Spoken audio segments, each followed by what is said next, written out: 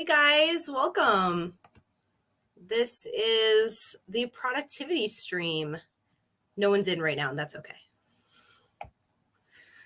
Oh my gosh. I am exhausted, and it is very, very, very cold in Japan right now.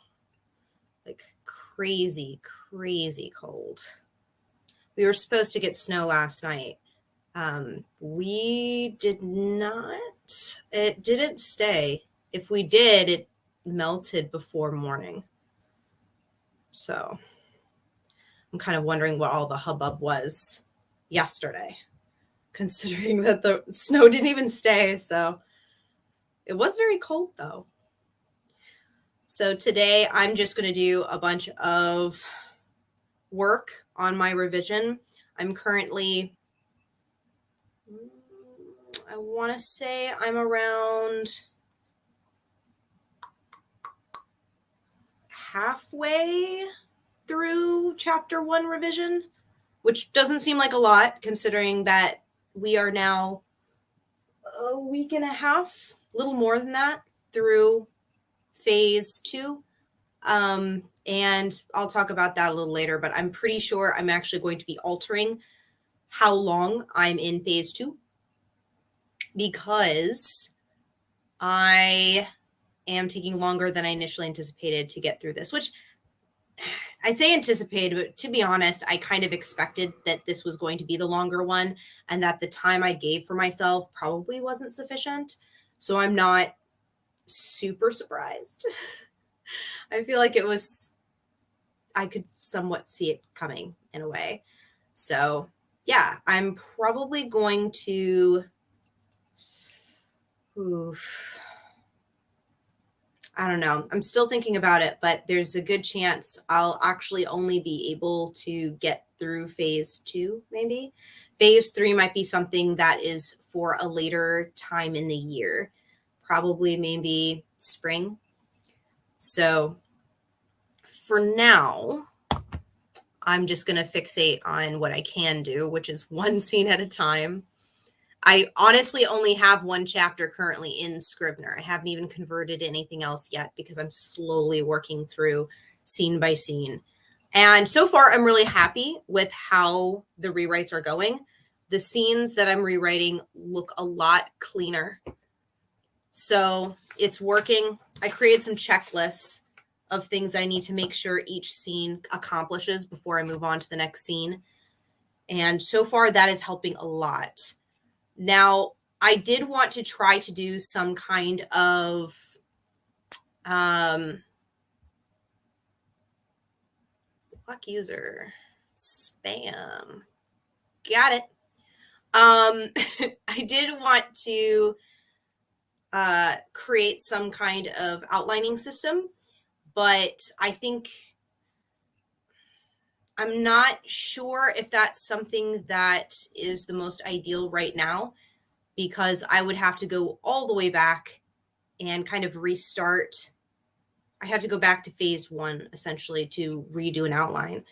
I think because right now I'm kind of building the outline to see what's actually going to stick right now. So I feel like doing anything like the mice outline, which I'm not sure if any of you guys follow Haley Writes. Go ahead and check out her channel. She did a video recently on the mice system, which I had told her about because I had heard it on a writing forum. And it was I had never heard of it before. It looks like an interesting system, so I let her know about it. I have not tried it myself, but it looks interesting.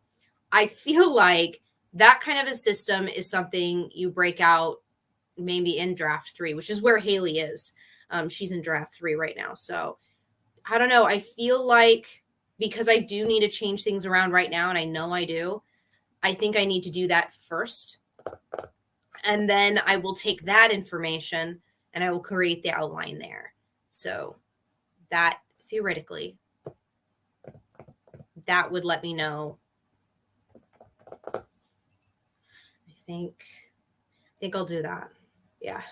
So I'm kind of creating an outline right now, but I'm kind of creating one as I go. I'm not really creating an outline that I can critique quite yet.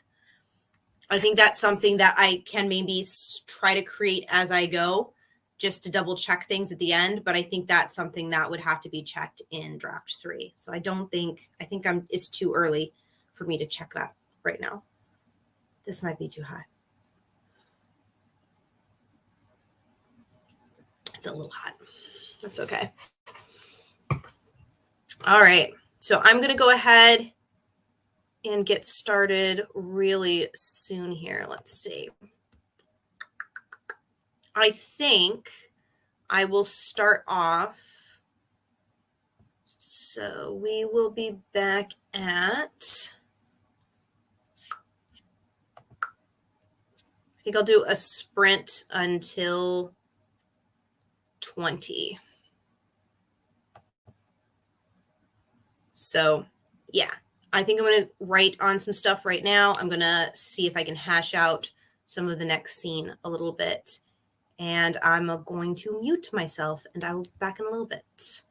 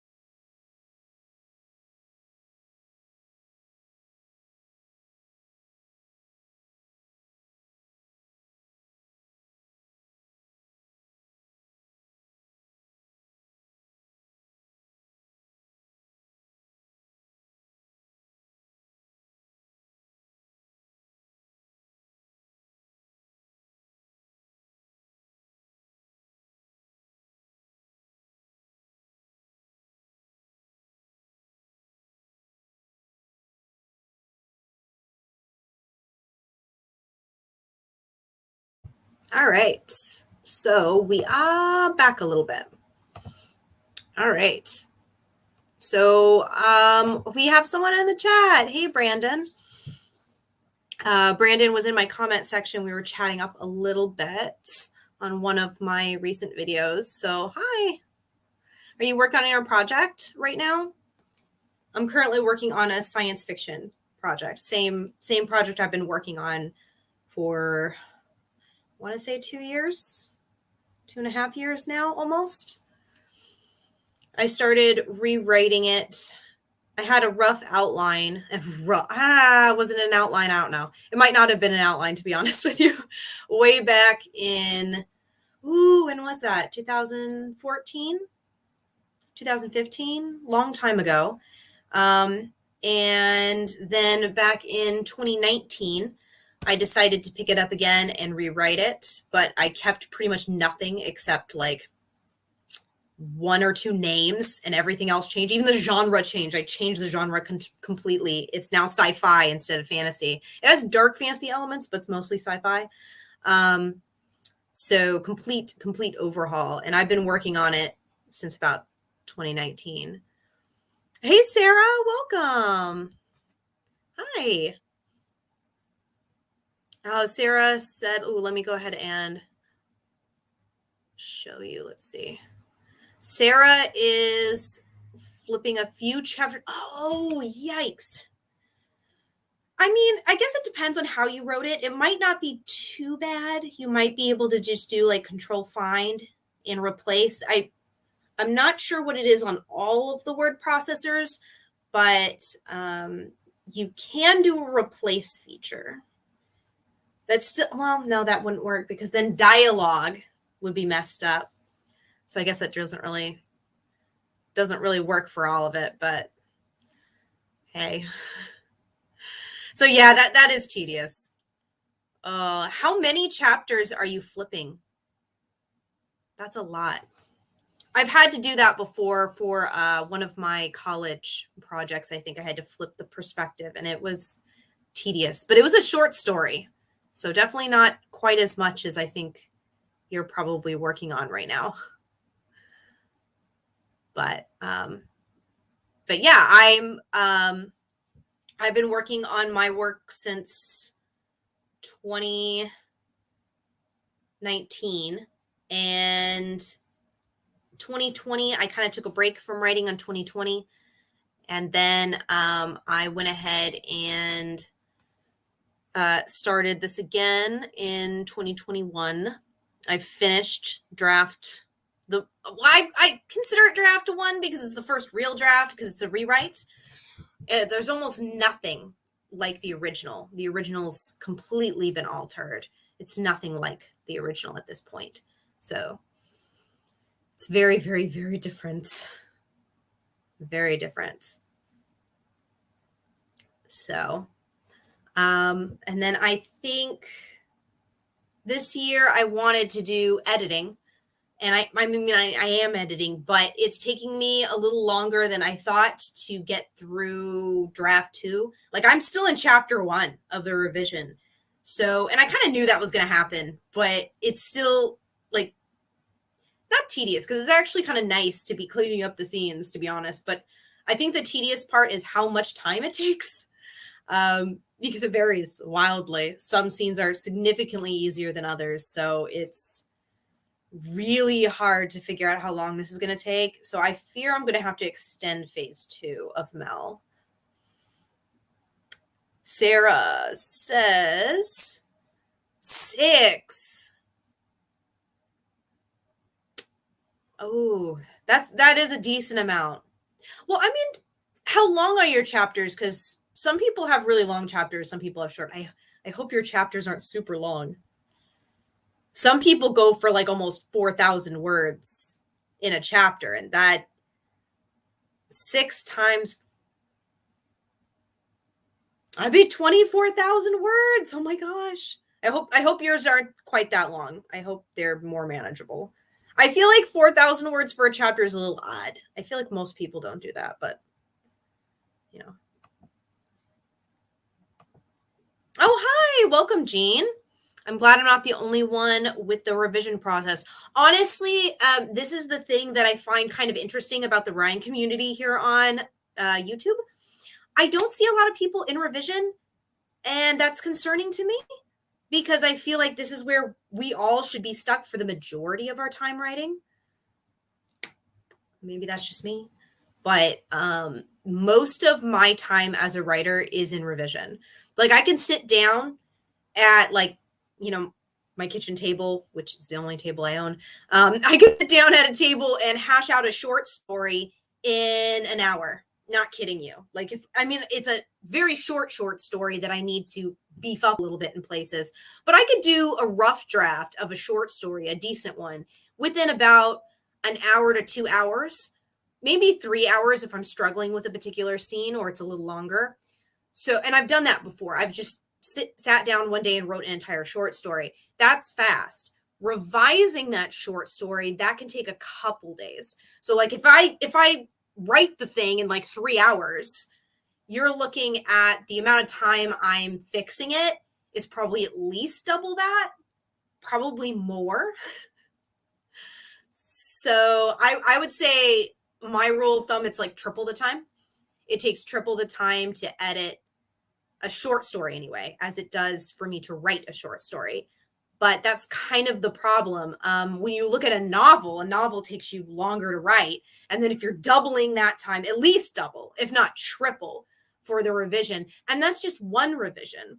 A novel has more story threads to keep track of. So there are more places you can mess up and need to fix. So I feel like the amount of time you need to spend fixing stuff just it gets crazy long. It's a lot more work. So I'm surprised there aren't more authors like doing streams and stuff while in the revision phase. Like it's kind of strange to me because this is the larger chunk of what you're doing as a writer, to be honest. Let's see. Oh, Sarah said our chapter's around 2006. Oh, I think that's a good size. That's like, it's not too small. It's not insanely large. I think that's a healthy size. Yeah, sometimes a little more depending on what's going on. Yeah. I think that's a good size for a chapter. That's good. I'm trying to get my chapters right now to be more averaged out like that because I think that's a solid number, I feel like. She says it's 38 pages, not too bad. Yeah, that's doable. 38 pages is on in the realm of we could do this. It's not overwhelming. Although it might feel overwhelming right now for you. Oh my gosh. Yeah. That's a decent chunk.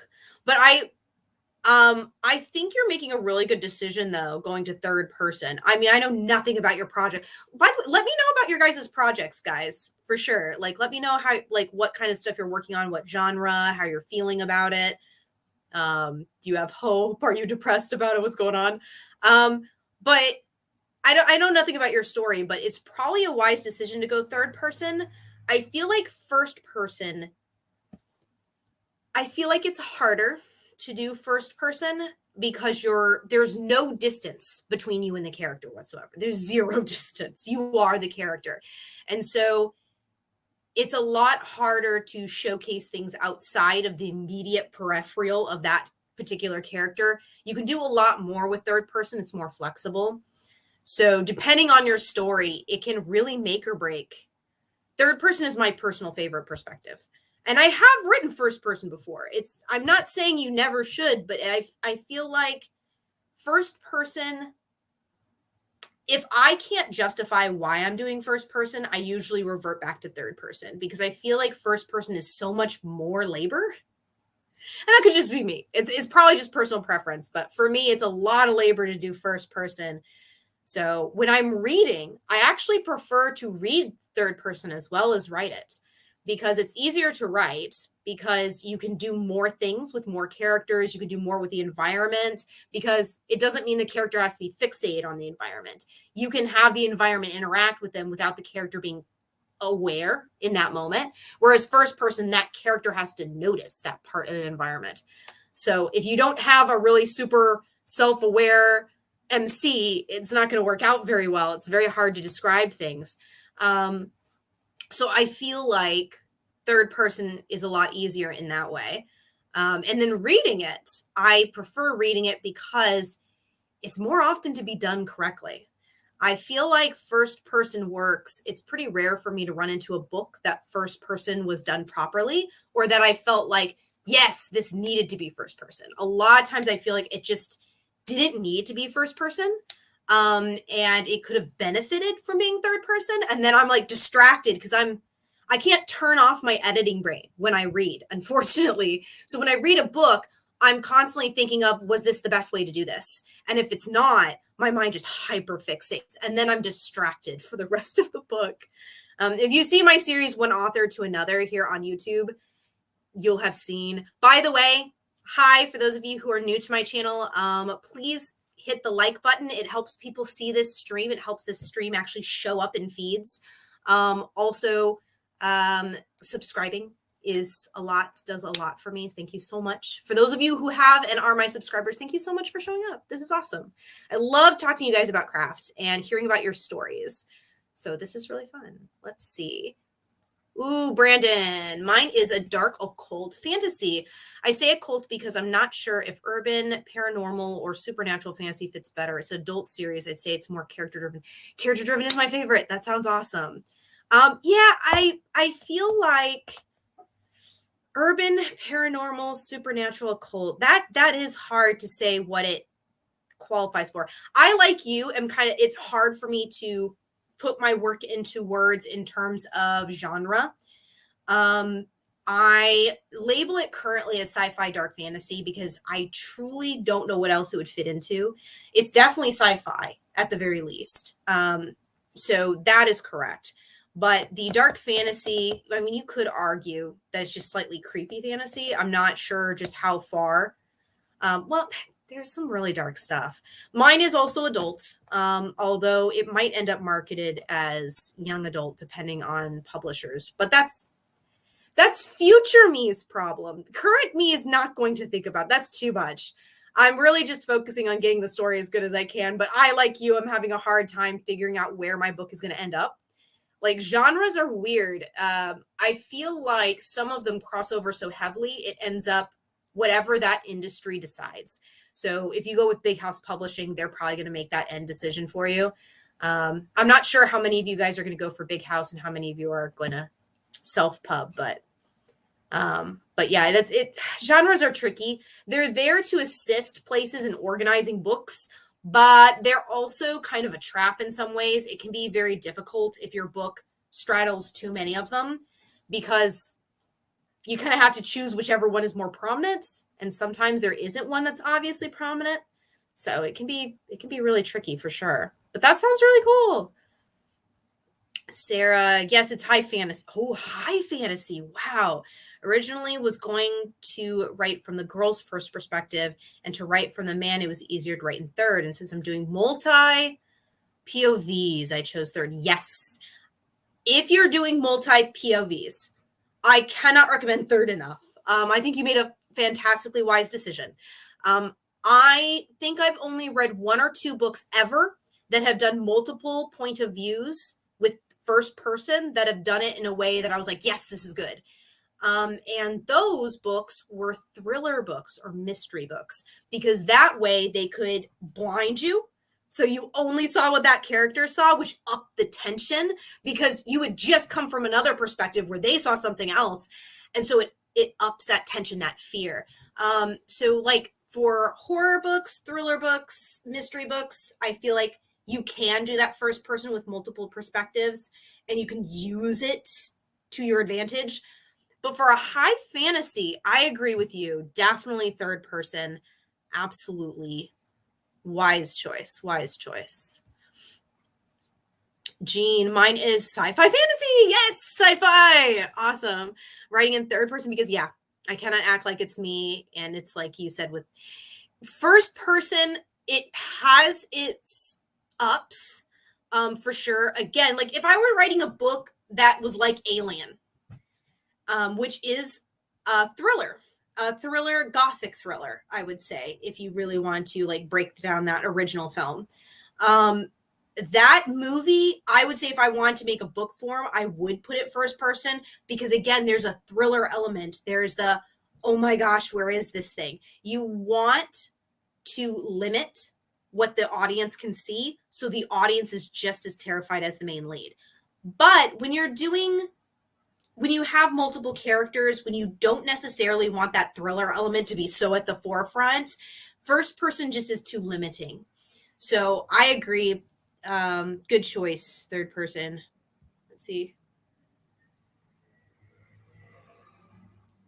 Sarah, I meant, but writing the man's perspective, it's easier. Yes. Yeah. Yeah. I have I had a problem with writing first person as men? Yeah. Now that I think of it, I don't think I have written. Like I've written a few things that are first person short stories, but they're all women. Come to think about it, I've never written a first person from a man's perspective. I don't know how I feel about that.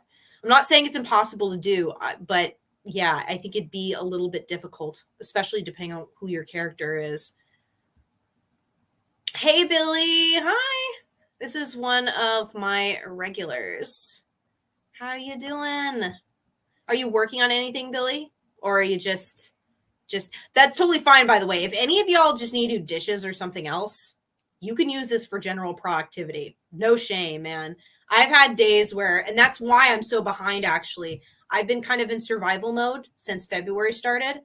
Um, a lot of like some of the stuff you guys have seen, like the interview and stuff like that, that was actually filmed earlier, and I edited it like a week or two ago, and pre-uploaded it. So I have just been drained for the last 2 weeks, pretty much. I'm trying to come out of a depressive episode, so this was part of my attempt to come out of that.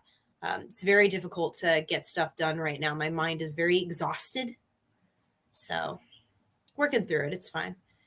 Brandon. Female lead was largely inspired by Mia Magic. She's done several collabs with Sky. Yeah, I know Mia. I have mixed feelings of Mia personally. And I think that just simply comes down to I'm a big follower and supporter of a lot of POC practitioners. And a few of Mia's things, especially in her home, are a little, I'm not completely comfortable. It's just it's a personal thing. If I see a practitioner who has a lot of things that seem to come from other cultures they personally aren't a part of, it makes me a little uncomfortable. I mean, I'm living in Japan. Cultural appropriation is a really big problem, and people don't understand a lot of times the cultures these things are coming from, and it really disturbs me personally. So it's just a personal thing. I don't hate her or anything like that. I'm just not a huge fan of her stuff, but I understand. And she has done some good stuff. Absolutely. I think she's not wrong on anything. Anything huge anyway. It's just, well, I don't know. I don't know her personally. I mean, maybe. I've only watched one or two videos and they were okay. She's a good marketer though, which, that's its own art form, marketing. I can't do that. So, but yeah, I know of her. She's done a lot of work out there. I do really like the fact that she's kind of breaking down a lot of assumptions people have about magic, which I think is good. And I think she has an amazing story, which is wonderful. It's just some of her stuff makes me a little bit uncomfortable personally. Yeah. Hey, Billy, I need to grocery shop. Yeah, I just did grocery shopping last night because we were supposed to get a ton of snow. Snow didn't stick, so I mean, it's cold, but no snow.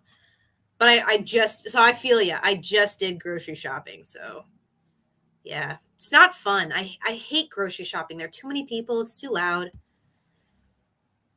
I don't know her personally, but she seems like a strong representation of divine feminine. Yes, if I had to say her energy does feel like that, or what people perceive to be divine feminine to be.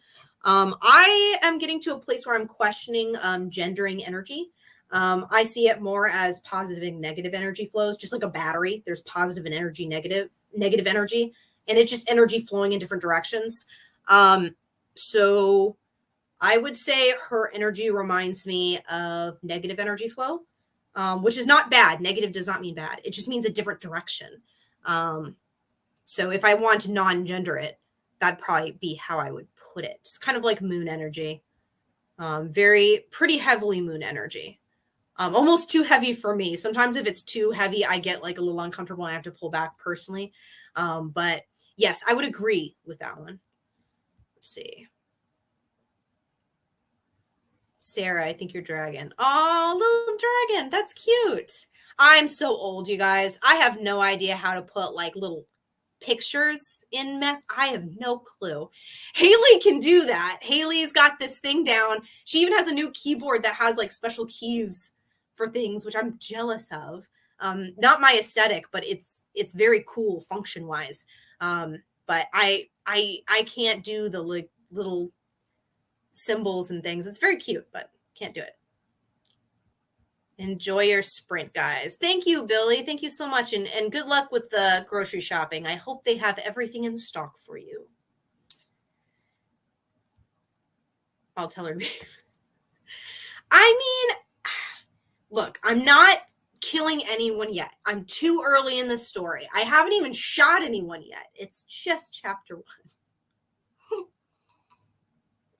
Just chapter 1. We just have an argument we're getting through with the characters. That's all. Hello. Val, I've never tried to pronounce your name. Vlandus. Is it Vlandus? Vlandus? I'm not entirely sure how that would be pronounced, but hi. I recognize you. You're in my stuff. You're another regular. Hello. Thank you so much for joining. I'm really bad at pronouncing longer form names.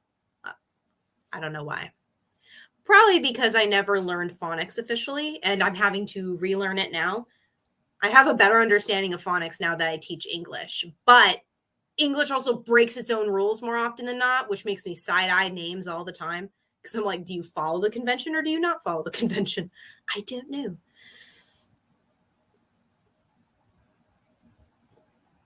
Negative attracts positive. They just work out. But yes, they're just different kinds of energy. That's all. It's nothing bad. I think the only magic that's bad is magic that is stealing from others and causing direct harm, which also can come out of ignorance, sadly. So being ignorant, which coming back to writing, that 1000% still happens within writing as well. If you are writing a minority and you do not consult that minority, if you do not talk to that minority, if you don't even follow anyone from that minority on social media, so you don't hear their voices on a regular basis, you probably shouldn't be writing it until you're ready to do those things. Now, that being said, I do think that you should be writing minorities into your work. You should be you should have diversity, but you need to be prepared to do the work to have that, because not doing that work can cause insane amounts of harm.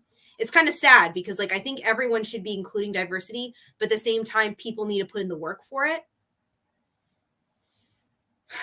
It's kind of sad. Like I've got so many comments on my Savior's Champion book review because so many people didn't even catch the huge problem of there's a disabled character who is completely mistreated as a character in the book.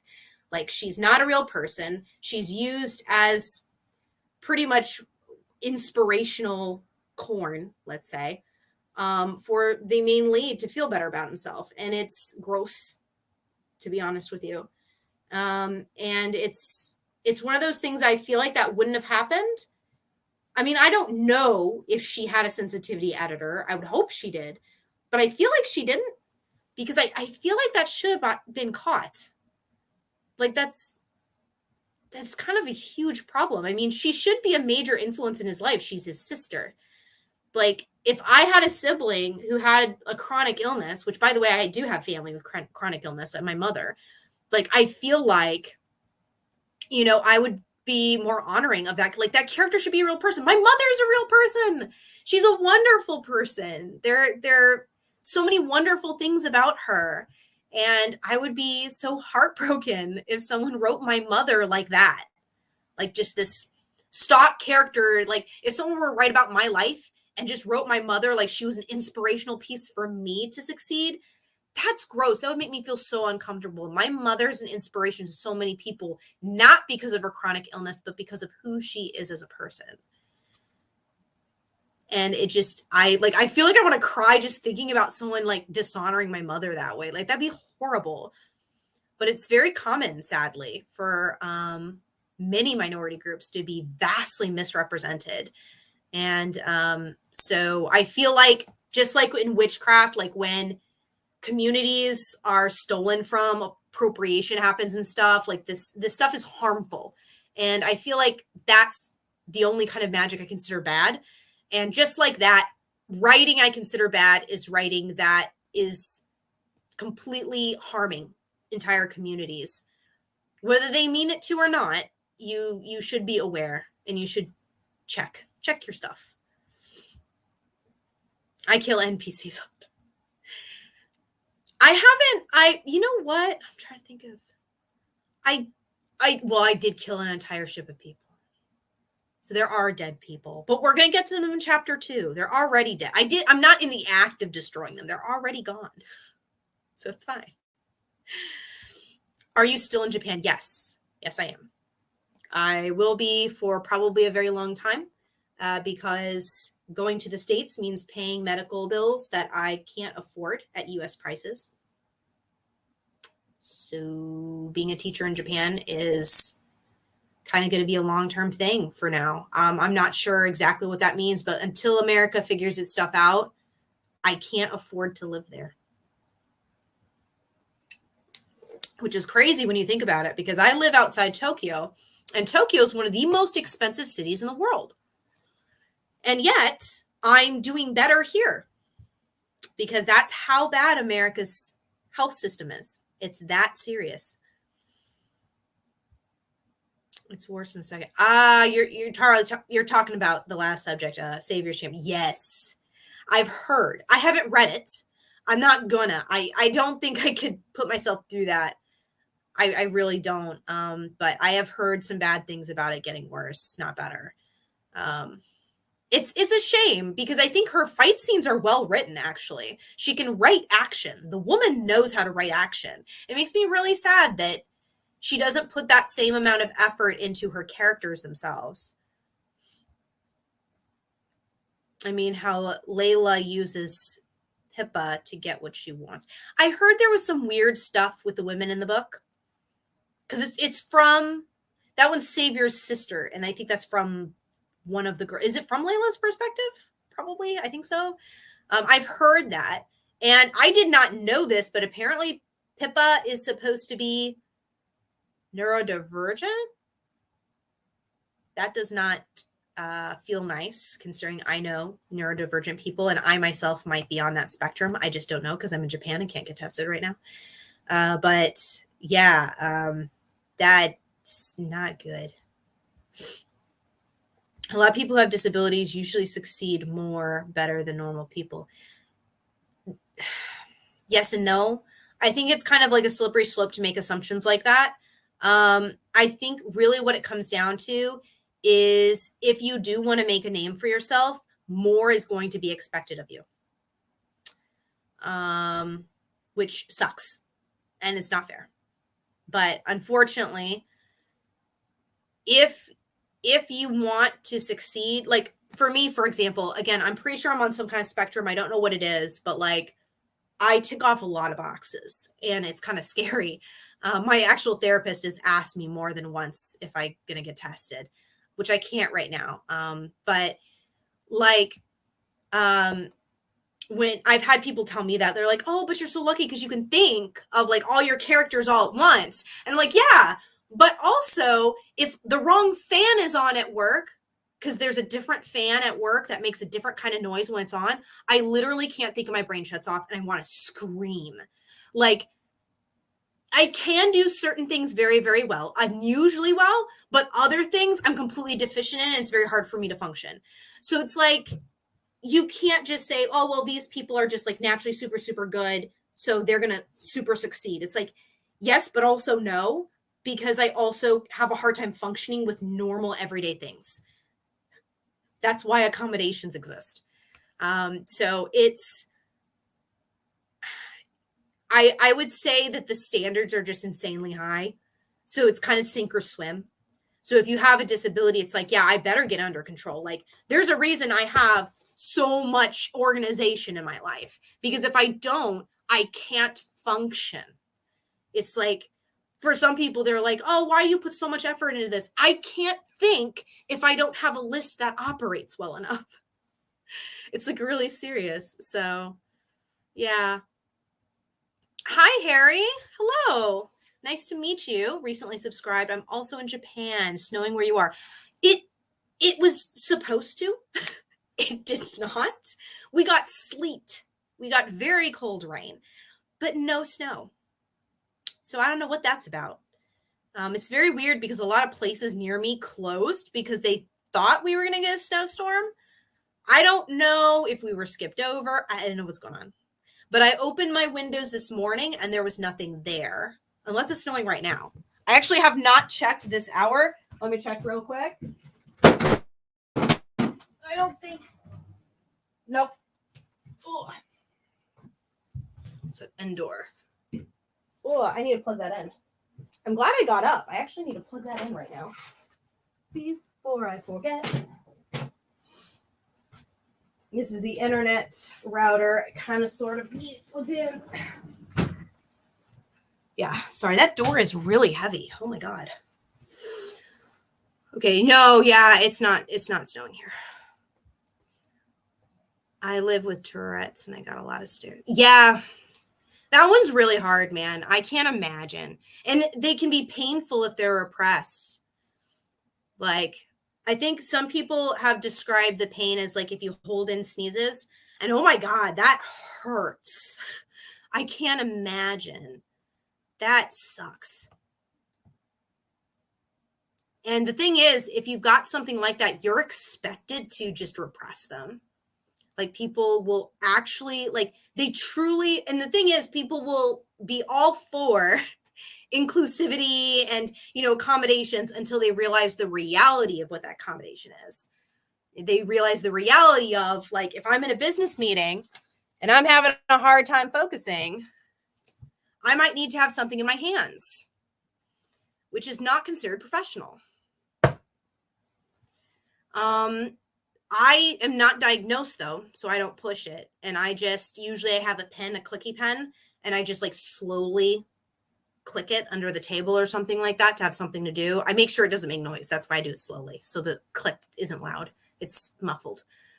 But like, it's rough. I'm lucky enough that I can hide most of my stuff. And the problem just becomes I end up with depression and like burnout because I'm suppressing. But like, it's manageable. It's a level of pain I've dealt with for 30 years. I can keep dealing with it. It's whatever. But some people, like, it's intense and they have to let that stuff out or it can really harm them. So it sucks, man. Going through that is hard. But like, you're still able to do tons of stuff. It's just, it's going to be in a different way than how people are used to, for sure. Nessa's point, West Tokyo, it's pretty heavy. I have heard it got really heavy in some areas. Like, my manager at work yesterday showed me a picture, and that's why they started shutting things down yesterday, is because it was getting really bad in some places. But yeah, I'm not here. I'd love to go to Japan one day. Wait. Yeah. Wait. I honestly don't know when things will be safe. Really don't. Like, I have a bad feeling it's going to be about a decade. If you're looking at like data from other like serious issues, like worldwide issue, like this is the first one that's been this worldwide because world travel is so easy now. But yeah, I don't foresee this being gone or being truly safe for a couple more years. I don't know when I'll see my family again. I have no idea. I have not been to the States in over 2 years now. I remember you saying you were a teacher. Me too. I can totally understand how you feel about juggling writing with working. Some days my mind isn't. Most days. I either write in the morning or I can't write at all during a work day usually. And so I've actually gotten to a point where I write off the work week altogether. So I do not count working days as writing days in my head. So I think of it more in terms of weekends and days off. Those are the days that I'm like, okay, maybe I can get some stuff done. So if I can't realistically do it within a weekend, but unfortunately, doing it that way means I will end up doing a ton of stuff on the weekend, a ton of writing and whatnot, and then I'm exhausted by the time the weekend's over. I mean, it's a good exhaustion because it was creative, but I am still tired. Like resting is very hard for me to do. Like I feel guilty if I don't do something. So I have a lot of burnout problems, sadly. It is very hard. It's very hard to do. I would also love to see my books over there. Translating books, I'm not sure how that goes over here because you would have to be able to get a translator that you can verify. You'd have to be pretty careful with that because you couldn't check it yourself for accuracy. And pretty much translators for books, they have to be creative writers themselves because they have to find unique ways to get around translation problems. So it's definitely difficult. That's my dream to publish in the UK and have rights sold here eventually. Yeah, because of places like Amazon, we have Amazon over here, Amazon.jp. We can get a hold of books, most books in the States and the UK. I can get an English copy of here. I just can't get a translated copy. And some people who are more advanced in English will actually read books in English. So I'm not saying like it's super, super popular, but you could. So if you aren't able to get it translated, like you can still like have it sold here. And most of the time, if you sell on Amazon, I feel like most of those authors do get international licenses because most of their stuff will show on Amazon.jp. They're on both sites. It's very rare for me to find a book that's only on one kind of site. I feel like those laws are changing a little bit from what they used to be.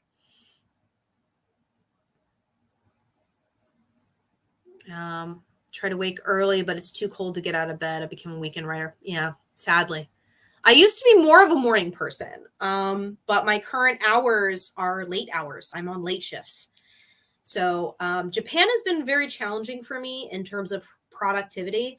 I feel like overall I'm more productive here than I was in the States because the States I had to work OT to get stuff paid off.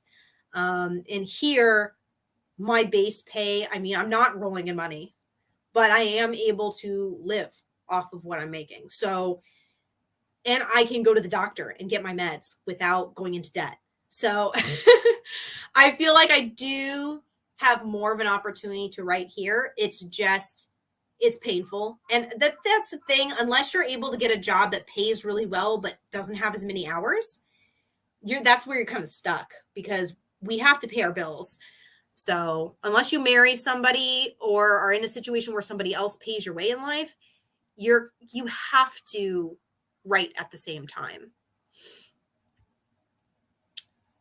So yes, we are going to do a sprint soon.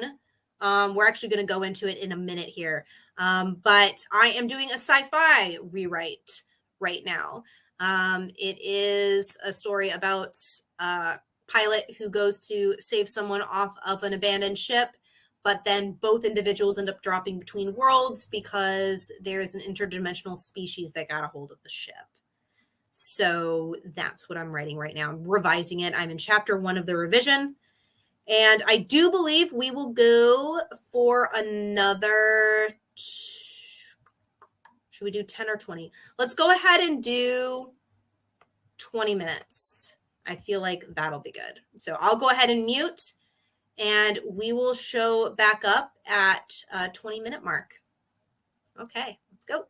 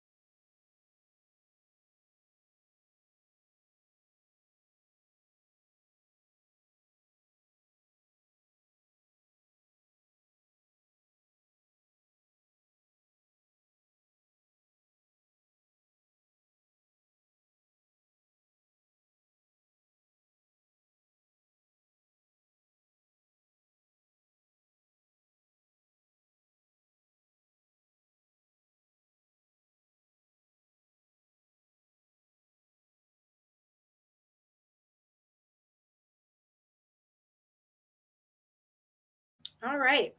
We are back and we have a few more people in the comments. So, hi, welcome.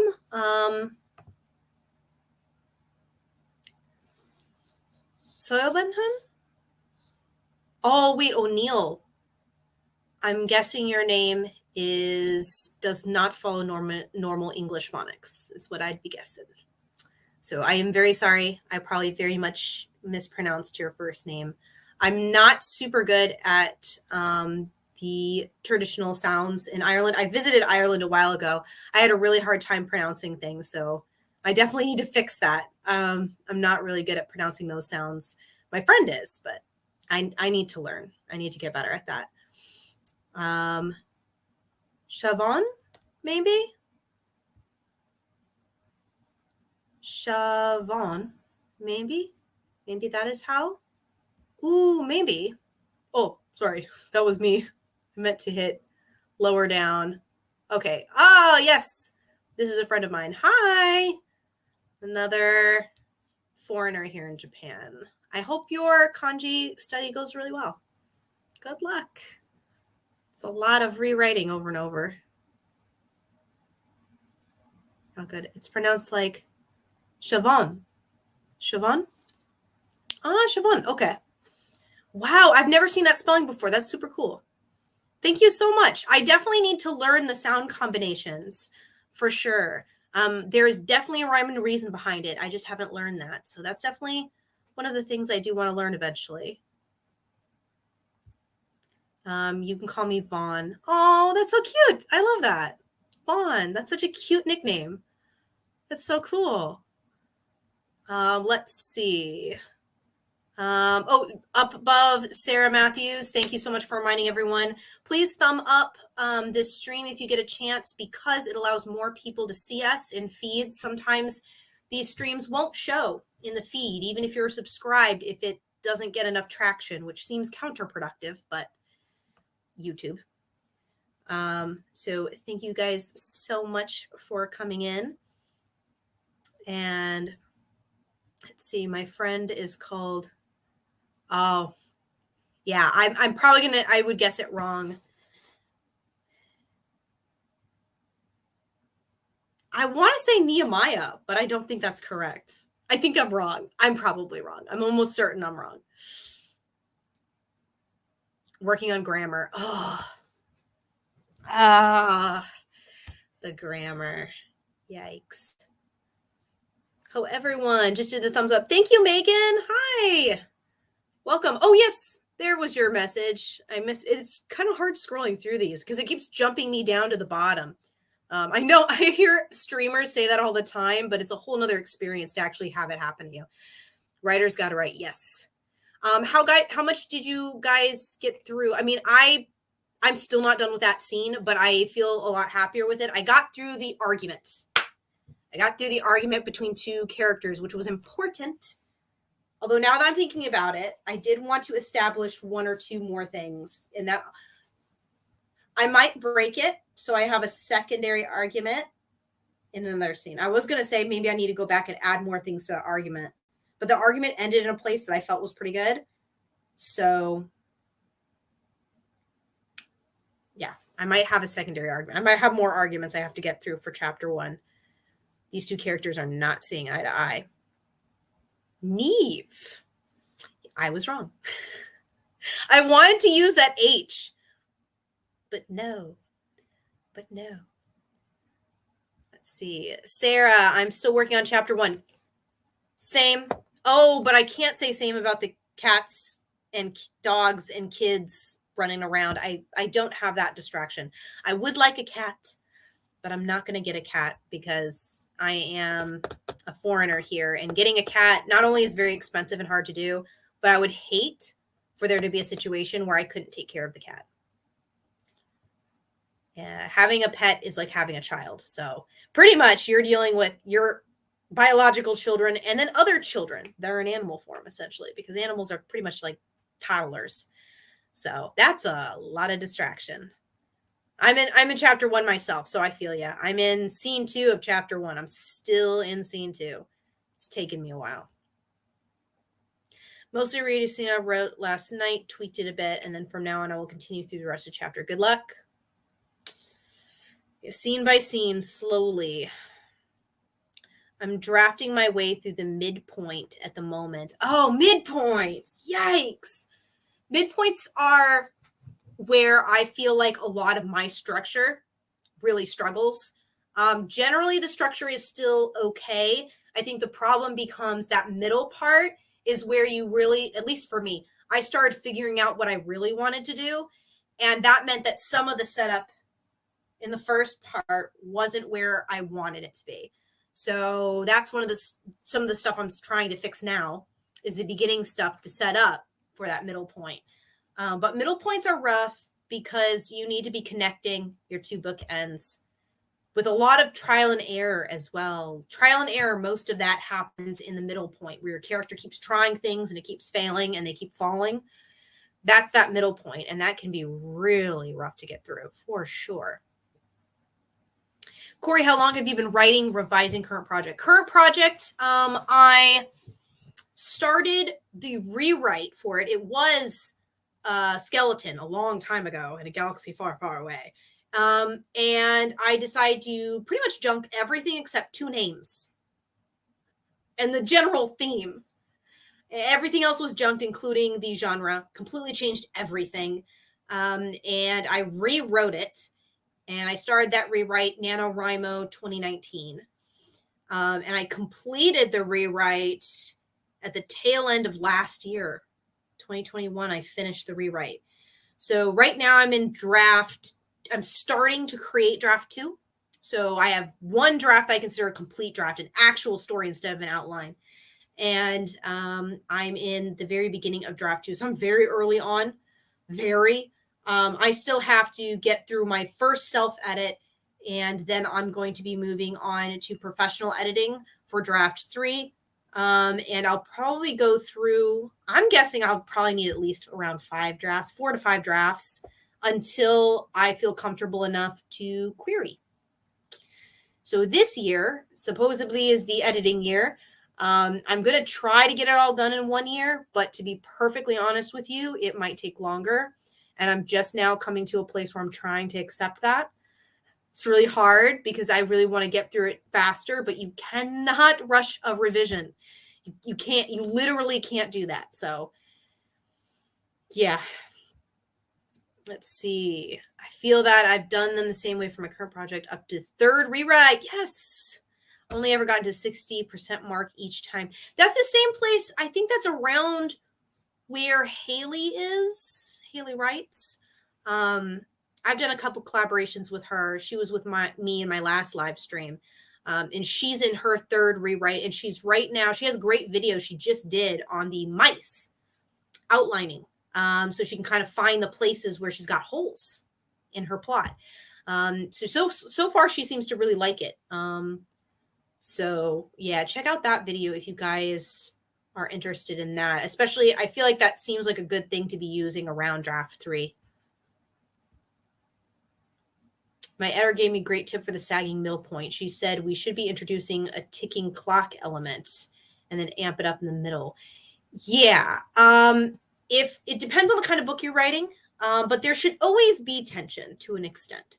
There should always be something that makes the reader want to turn the page and see what happens next because they're unsure of what's going on. And they really want to find out. So to a certain extent, that always exists. And it's set up from the very, very beginning of your book. And the middle point is when the panic sets in. Because if we're thinking about ticking time bomb, you set up that there is a ticking time bomb in the first part of your book. You set up the seriousness of that ticking time bomb, and you set up the parameters of how characters might try to dismantle it. The middle part is when your characters are trying all their ideas and they fail over and over. And that's when the panic starts to rise because they're like, that didn't work. It's still going. That didn't work. This bomb is still going. Oh my gosh, we're going to die. Like it just, that's how you kind of amp that up. So it's the try and fail method. So you're going to have lots of tries, lots of fails of your main character as they try to get things back together and they keep failing over and over again. And then your end is them finally finding a solution or accepting a solution. Sometimes it's not them that has a solution. Sometimes they have to accept something else. And sometimes that bomb completely goes off and they have to deal with the aftermath. And maybe the aftermath isn't as bad as they thought. So you kind of have to think about what the bomb is. It could be an expectation. It doesn't have to be a literal bomb. It could be just an expectation a character had about their life. But yes, it's that try and fail is a rough part to be in for sure. I've hit that point where all new stuff going forward. Yes, new stuff. Lots of rewriting. Megan, sagging middle point, why not? Yes. Especially if you've put a lot of time and effort into it already, because you've already put a bunch of work into it. And so it makes it harder, I feel, to do the rewrite because you feel like, but I just rewrote this. I already put like so many hours into it. And they're like, I need to rewrite again. And it's really rough. I get the sense that you love the creative process. So maybe writing and revising is where you'd like to be. I do love the creation process.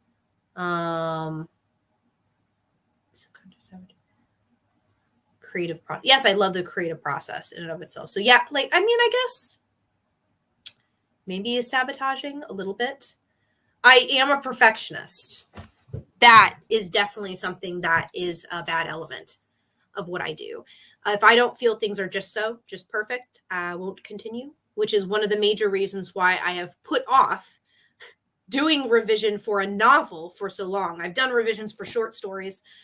Short stories are a lot easier for me to tackle, and they are the thing I like writing the most. But I do like writing novels. It's just a lot more work. And I think I've always been intimidated by that process because I don't feel I can be as perfect. And that's really does not sit well with me. I have very high standards, both for books I read as a reader and also for my own works as a writer. So it is very hard to move past that. I think a lot of writers get to the point where they love the characters and just enjoy writing them, but the scenes in the middle don't serve the plot so well. Kill your darlings. Yes. You need your character to fail. Ideally, you need to let them fail multiple times because you want to up that tension of loss. And ideally, you actually do need them to lose something at the end. There does need to be a consequence.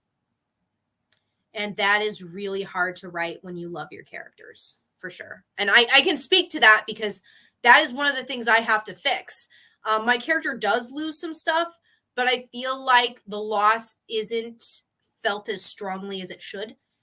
I want people to feel that loss with the character, and I need it to be very strong. I need the reader to be nervous and scared for the well-being of my characters. And I don't feel like I've been able to do that as strongly as I want. It's not there as strong. So I definitely need more of the try-fails. I think I have one or two. I think I want to up that to a solid 3 try-fails before moving on to the final act. So that's what I'm working on. So I feel that. So much work, but I'm honestly so happy I've gone back multiple times. Yes. As painful as it is, yeah. I mean, I'm just doing this revision for the first time, but I already feel a lot better about my scenes. And I can only imagine that going through it a third and fourth time is probably going to make a huge difference, because right now I'm mostly focusing on making sure everything makes sense, making sure the characters are utilized correctly, making sure their voices are strong, stuff like that. I'm not really focused on like more artistic elements of it, such as setting and stuff like that. Like I'm not as focused. Like I do have some elements of it, but I'm not critiquing that. I'm more critiquing the larger overarching issues. So I can imagine that once I get to like draft 4, for example, I'll have a far, far stronger, not only grasp of my story, but also just more confidence in the story in general. Because right now I know my story is good, but it's definitely not great. It's not there yet. But I'm gonna get it closer. It's definitely gonna take those extra drafts because it's missing stuff still, and I can tell. For me, the loss and failures of my character is part of what makes me love them. Yes. Ideally, like that's the thing you really want to focus on a lot. That's really what, sets it apart. Um, and depending on the kind of writer you are, it can be the most fun for some people. I I think the thing that's hard is making sure, even if you like the loss failure, I think another element that makes it kind of difficult is the pacing of it. Pacing, I feel like pacing is really hard to get right. Because that one, that's something that you won't even be able to see most of the time. Usually that's something that someone else has to tell you it's off because you might not be able to tell. But yeah, ideally you want to get to a place mentally where as a writer you enjoy that part of the process. My revision is mostly writing up the language. I wrote this project for middle grade. It's about modern witches descended from the Pendle witches, but my editor said it's adult. Oh, that's interesting. I never write for a particular age group, except my children's books, which were intentionally written for children. But I've also worked in childcare for a long time, so I've read a lot of children's books. So I just kind of imitated the tonality of it. But middle grade, I feel like is difficult to write. Like if you asked me to write a middle grade, I wouldn't even know where to start because I feel like it's a very specific tonality. And I would have to read a bunch of it to get the tone in my head. I feel like that's definitely not intuitive. It's one of those things I think a lot of people think it's easier than it is, and then you actually start writing it, or like, this is not intuitive. It's a very particular pace and tone, and it's very interesting. She compared to Gaiman's Ocean at the End of the Lane. Yeah, Ocean at the End of the Lane is definitely adult. It's definitely an interesting read. I liked it, but it's not my favorite. I actually like Graveyard Book more. And that's, again, Neil Gaiman, but it is actually children's lit. It is actually qualifies as children's lit. If you have a style similar to Gaiman's, I'm not sure if that's what she was, if she just meant the age group of the character, or if she actually meant style. If you do have a similar style, go ahead. If you haven't already, you might have already. But if you haven't read it, go ahead and try reading the Graveyard Book by him. Oh, I think you have read it. Yes, Graveyard Book is so good. I love. That's one of my favorite books from him. Actually, it is my favorite book from him for sure. I think it's better than some of his adult work, and I know people would get angry at me. I don't care. I think it's better. I I remember the characters better. It's very, very clear. I think it's amazing. My style is similar. She compared to magical realism. There are some interesting magical realism books out there. What was that? There was one about a guitar that could talk, and it was very good. It was kind of disturbing. It was definitely an adult novel, but it was very good, and I can't remember. It was written by a Native American author, indigenous. It was about a guitar. Was it a blue guitar? I don't know, but the guitar was the magical realism part. The guitar could talk. Um, it sounds ridiculous, but it was actually very well done. It was like it really made you think. There's some very interesting magical realism stuff out there for sure. Um, my character is asked to help dethrone a prince, and because her own country is starving because of her dad's selfishness, she agrees. But for his help in return, she does go back home, but alone. Dethrone a prince because her own country is starving. She agrees. But for his help in return. Huh. Interesting. So she needs to enact a rebellion or just an assassination. Agreed. Uh, Writing up, probably, I think is what you're referring to. New comment.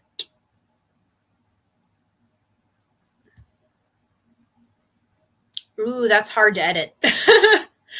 Tolkien had a lot of information. Be weary of info dumping, because I think that if I was gonna say, well, whether or not he info dumped is a little bit, I feel like he did in places. I know that's like a lot of people don't like to criticize Tolkien. I have criticisms for Tolkien, and one of them is spending too much time on going too far into certain things that in no way, shape, or form actually affect the story or the characters. And I think that just comes down to how he wrote. He had such a huge idea of his world in his head, which is amazing. His world building is next level. But I think the Achilles heel of that much world building is that you want to share that world building, and not all of it needs to be shared. So I don't envy your editing, because that's got to be a lot. If you're writing like Tolkien, that's a lot of information you're dealing with. Do you have like a story Bible or something like that where you keep track of like your entire world? Because that's got to be a lot. I'm enjoying writing in the genre because you can be completely ridiculous. Um, yeah, that's true. I think that's maybe one of the things I have a hard time with. I have a hard time allowing myself to be ridiculous. I am able to do it in the classroom because the kids find it funny. I have a puppet I'll use sometimes in the classroom, and he has a personality and certain things he does in the class that the kids well know. He has a name, and they really enjoy that. But I have to click into that persona, and it's does not come naturally to me. It's a very draining. So that's amazing that you can click into that, though. I definitely can't. Not consistently, anyway. You mentioned not writing to a specific audience. I admire that. For this project, my main goal was to sell to an agent publisher, so the audience was what I considered first. Yeah, I do want to go for big house publishing, but I've kind of figured that trends change so much. I don't really trust any information on audience because it can change on a dime. So I'm not really considering all of that right now because I don't feel like there's a point to doing that at this stage. At this stage, I just want to create a really good book. And I'll go from there. I'll do what I have to do after that. But yeah, it's writing to our audience is very difficult, I feel. In Tolkien's day, writers got paid by word longer the manuscript. That's good to know. I did not know that, but I guess that kind of makes sense. There were quite a few works that were serialized as well, I think is how you'd say it. They were in magazines and they were by chapter. So I guess that makes sense. Tolkien's world building is out of this world, but as an underwriter, he seems to be a bit intimidating. Yeah. His stuff is definitely hard to take on. Even as just a reader, I love The Hobbit, and I feel like The Hobbit was better because he was writing it for a younger audience. So he knew they don't care about whose son this is and that he's the son of the son of the son who was this king back in this age. Like he knew the kid wouldn't care. So he left that out. And I think that's to his benefit as an author. I think the reason why most people enjoy reading The Hobbit more is because it doesn't have all that extra floof. But yeah, when he went to do Lord of the Rings, he was paid differently. And it was for a different purpose, which I guess makes sense. I have 5. One is full of my drawings. I have a 3-foot by 3-foot map. I've been writing this since 1998. Oh my gosh, I was 8 years old when you started writing. Not to age you, I'm sorry. Like, I'm old too, like I get it, but wow, that is impressive though. That is insanely impressive. Props to the dedication. That is crazy level dedication. That's amazing. That is 5 story Bibles. Good God. Wow. My problem with Tolkien is that I don't need to read 2 pages about what a mountain looks like. don't shoot me. Yeah, I mean, that's kind of a similar problem I have. I just feel like if he lived in today's era and tried to publish that, I don't think it would have been published. I think he would have had to heavily edit it down. But again, like, he wrote at a different time, which they had different standards for writing. And that's one of the many reasons why I don't try to write for the industry, because the industry changes. Industry standards change all the time. So I try not to write to what the industry wants, because my process takes too long, and because I'm full-time employed in order to pay bills, so I can't write as fast as the industry would want. Unless you're able to crank out a book a year, which I always side-eye that, but unless you're able to write a lot faster, or you're writing something that is a more stable genre, I think you should definitely be careful writing to the industry, unless you're already signed. If you're signed to write certain things, then of course, do what your contract says. But a channel that has videos about my world. Oh, that's so cool. I didn't know you had a channel. I'll have to click it. Thank you so much. I will write a note, because I'll forget. My memory is not the best. Well, I say that, and then I remember odd facts about sea creatures all the time. So I think my memory is selective, unfortunately. Okay. I wrote it as a to-do, so I'll check out your channel. Thank you. Harry, the reason why I switched to writing... Oh, let me show that. I switched to writing for the market is because I spent 2 years on my last book, and then realized no agents would take a punt on the book that long as a debut. I mean, I guess, I think maybe it depends. Like, does your book have to be that long? Is it possible you can cut it down?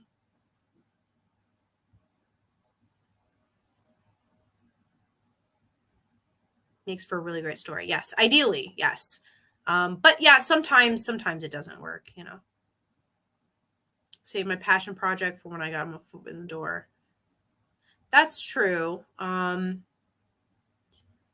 don't know. Like, I suppose if you're trying to write a specific, like, I don't know, because I haven't queried yet, but it's one of those things that I feel like most books can probably be, I feel like most books can work as a debut. It just has to do with how much editing and cutting you're willing to do to get it to fit. But yeah, if the book really does need to be that big, if like it's supposed to be that big, it really, really can't be cut. Like, there's no way to cut it. It's just too massive a world. Then, like, that would make sense that you keep it for later in your career. Totally makes sense. Without compromise. Yeah. That can happen. Yeah. That sucks, man. But yeah, sometimes it's just not the right time for a project. I have a series that eventually I want to do, but as I've stated in comments with a few other people, like Brandon will know, like, series, I literally don't feel like I can do that right now, because series, I feel like I need to sit and I need to complete the entire series. So then I can edit them all together to make sure they're consistent, because it has to meet my standards before I come out with it. And I feel like unless I'm able to write it start to finish, I don't want to even begin. And unfortunately, what that means is that I just can't tackle that, because that means I'm going to be writing it for a couple years before I can come out with anything. It's a massive undertaking. So people who are able to do series, kudos. But it just, to me, that just signals this is not the time for that project. I really need to complete a project that's a standalone first.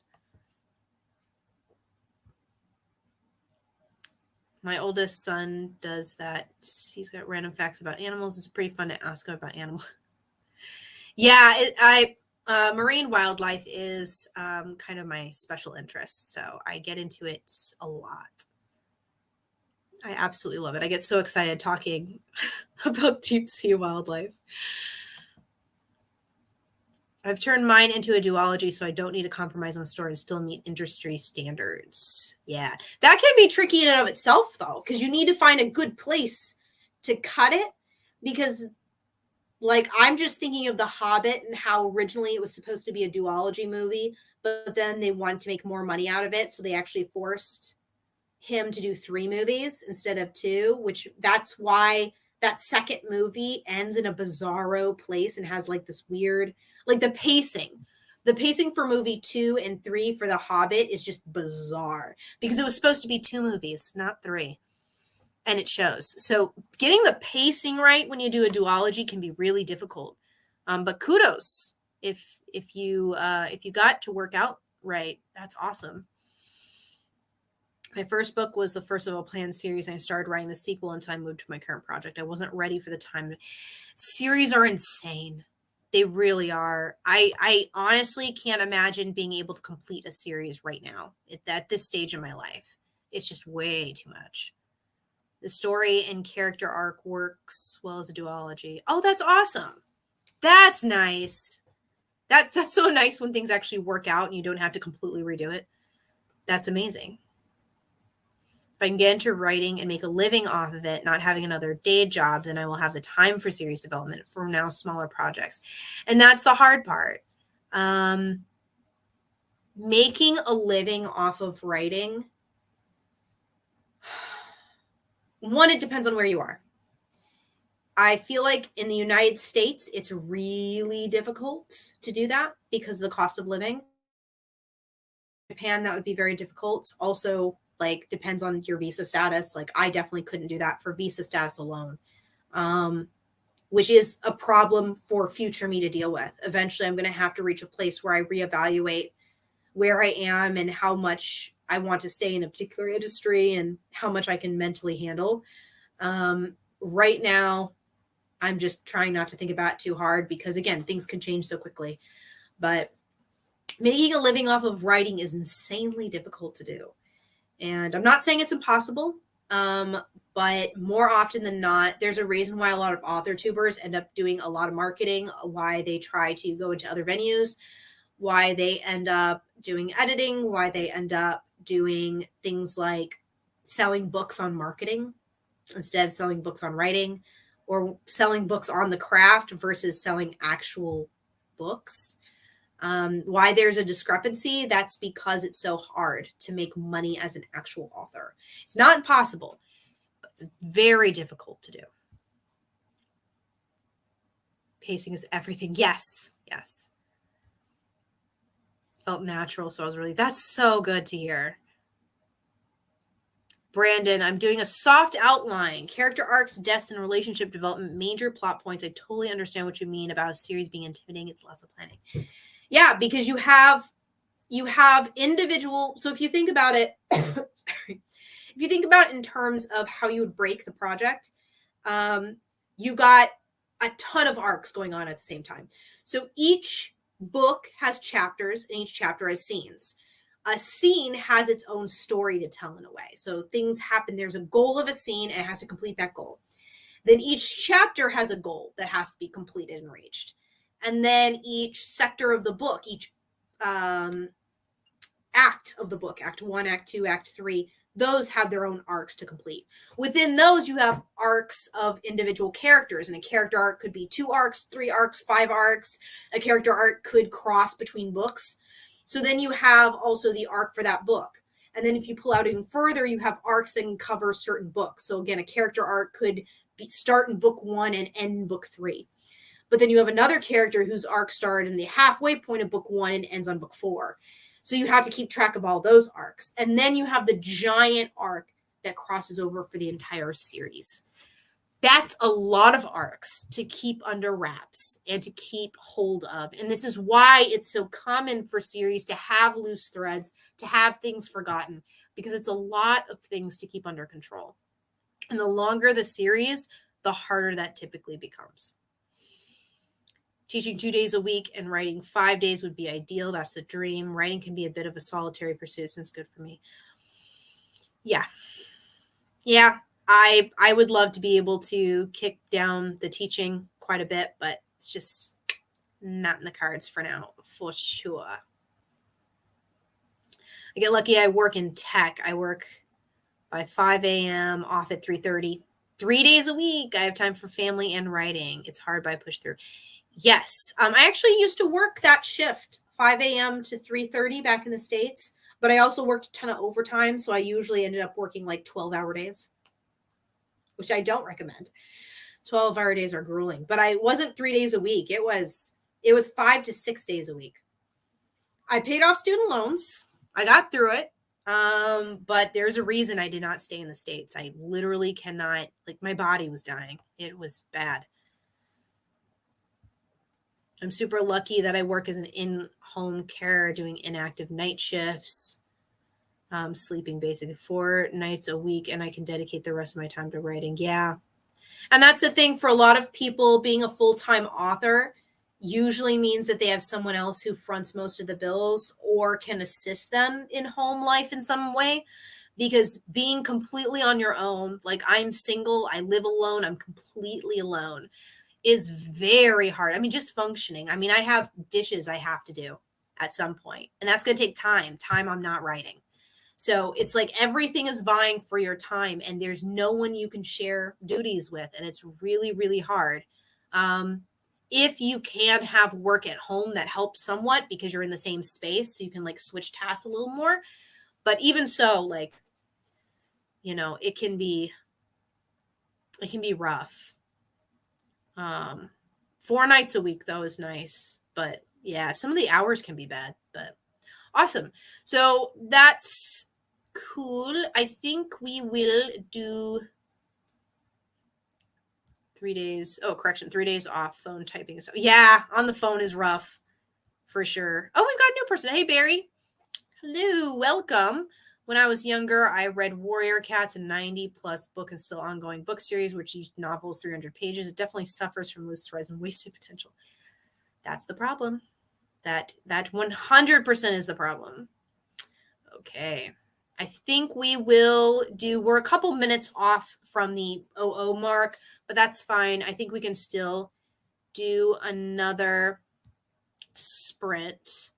I'm wondering how long we should go. 20 or 30 minutes. 20 or 30. 20 or 30. I'm not sure which one to go with. But yes, Barry, absolutely. There are a couple series that I actually refuse to get into because they're long. They're just I know those loose threads are going to distract me and I won't be able to focus. Phone typing. I did 1,000 words tonight. Oh lordy, that's a lot on the phone. Okay, Harry said 30 minutes, so that sounds good to me. I definitely need to kick this into high gear myself for sure because I need to get more done. So we're going to go ahead and do it 30 minutes then. So I will see you guys at the 30-minute mark. Bye.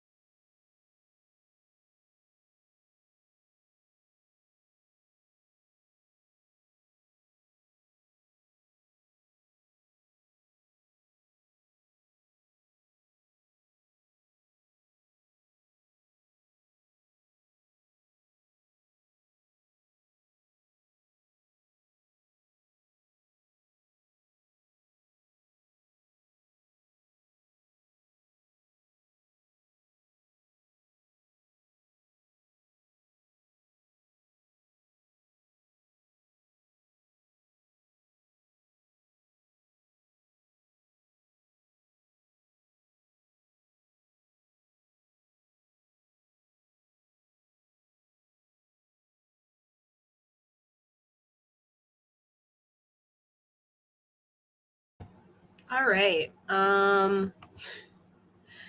Okay, that wasn't as productive as I wanted. I got some stuff done. I was off screen for a little bit.